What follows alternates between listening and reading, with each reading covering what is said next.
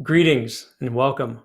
I'm coming to you from Kreuzberg, the heart, and if I may, the very soul of Berlin.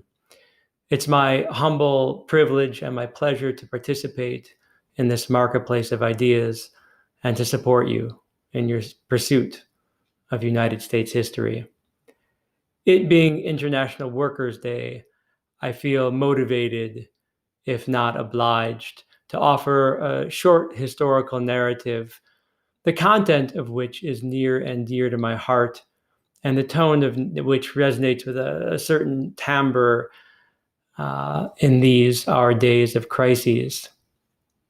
I want to take you to my fair city, the city of Chicago, the city of big shoulders, blocks from where my father went to elementary school, in the heart of the newly gentrified and utterly haughty West Loop district. I want to take you back, way back to 1886, when a group of striking workers demonstrated in front of the McCormick Reaper plant, demanding, in their words, an 8-hour day with no cut in pay.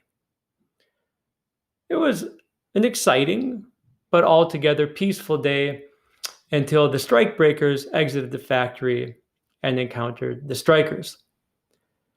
Violence broke out between the strikers and the strikebreakers.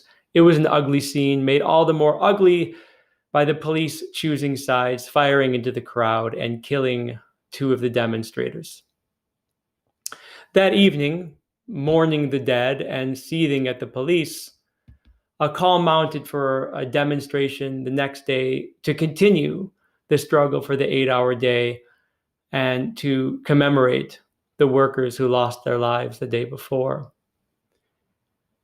In leaflets written in German and in English, workers were beseeched to come the next day and to come armed. Despite this, by all contemporary accounts, the demonstration that next day was peaceful, and it was focused largely on the 8-hour movement. That is until about 10:30 at night, when the police decided that it would be prudent to disband the gathering. And they did so forcefully. In response to that, a group of anarchists lobbed a bomb at the police, killing 1 officer and wounding 6 others. Gunshots ricocheted back and forth between the police and the workers. In all, 8 police and 4 workers were killed, dozens more wounded. It was a tragedy, an American tragedy. The newspaper, the Arbeiterzeitung, the Workers' Times, was rampaged by the police. Dozens of workers and journalists were arrested. All told, 8 defendants, 5 of whom were German-born, faced, by the ex post facto admission of the city of Chicago itself, a sham trial with a judge and a jury who were conspicuously biased against workers, against anarchists, and against immigrants. And most of the defendants were all 3. So, not surprisingly, all 8 were found guilty. 7 were sentenced to death, 1 to a 15-year sentence. 1 committed suicide in jail. 4 were hanged by the city of Chicago. The other 3 were pardoned.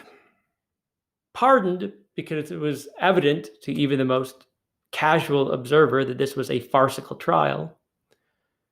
Pardoned because the whole world was watching and pressure was mounting.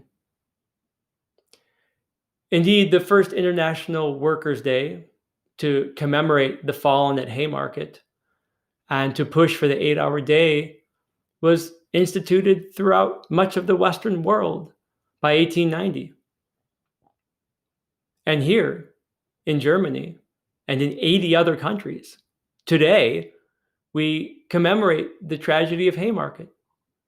We celebrate the victory of workers, and we meditate on the plight of the global laborer in our times.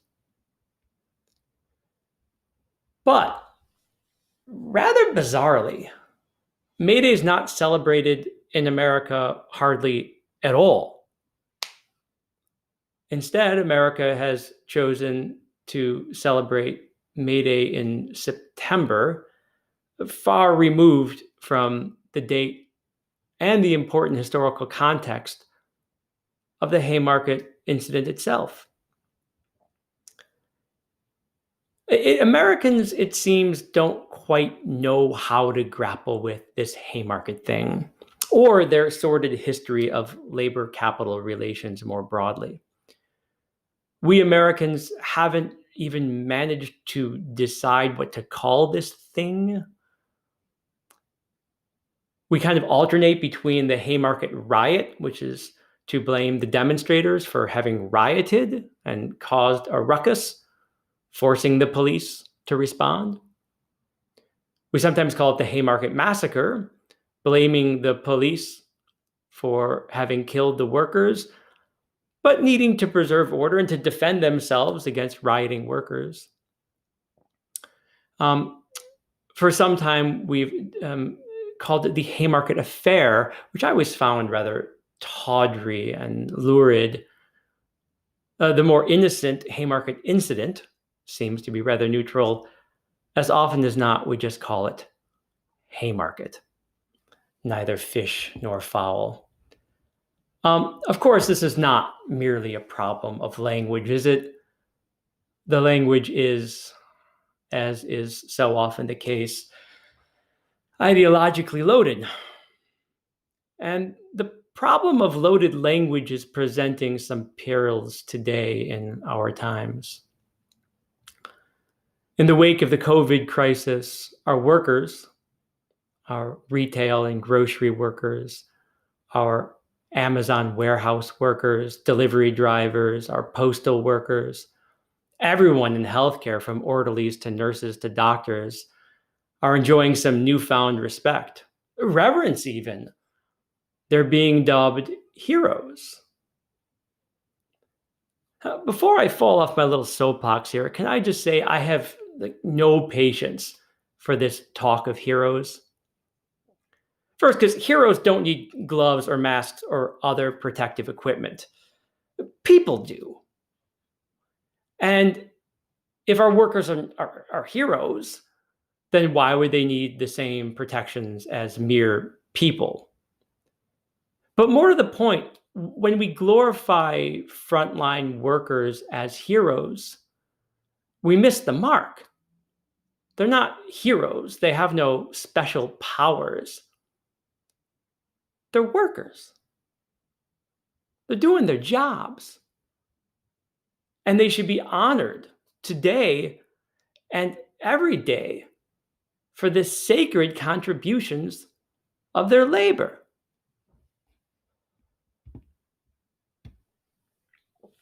This pandemic has made International Workers' Day here in Berlin all but unrecognizable.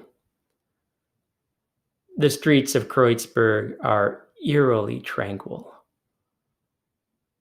But if I may be so bold on this quiet Workers' Day, can we just take a moment to commemorate the workers of the world?